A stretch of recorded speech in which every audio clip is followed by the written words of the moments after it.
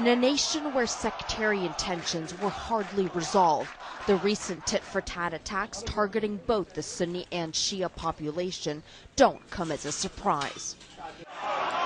Iraq has been through this before.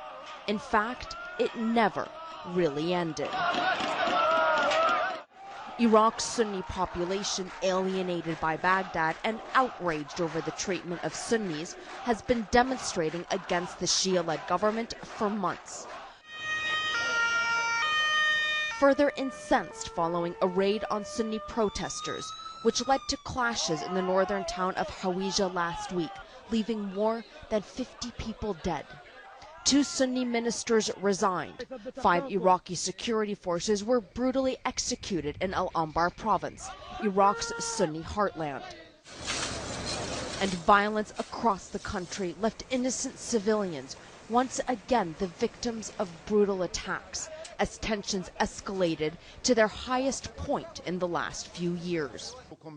Iraq's prime minister blamed the sectarian strife on another place in the region and warned of the country returning to yet another sectarian civil war.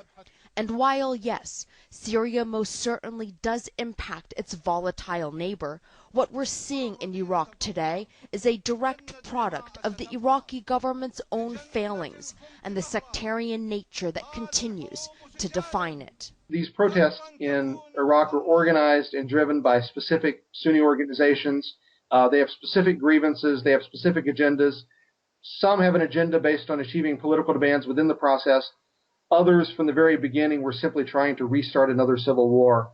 So Syria has an impact, but it's not the fundamental driver. Not a fundamental driver, perhaps, but it stokes an already raging fire. In a recent report, the International Crisis Group warned, the emergence of an arc of instability and conflict linking Lebanon, Syria, and Iraq, fueled by sectarianism and involving porous borders as well as cross-border alliances, represents a huge risk.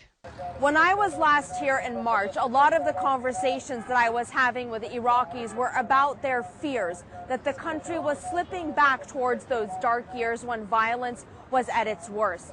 And now it seems that unless the Iraqi government really begins looking at reforming itself, those fears may very well soon become a reality. Arwa Damon, CNN, Baghdad.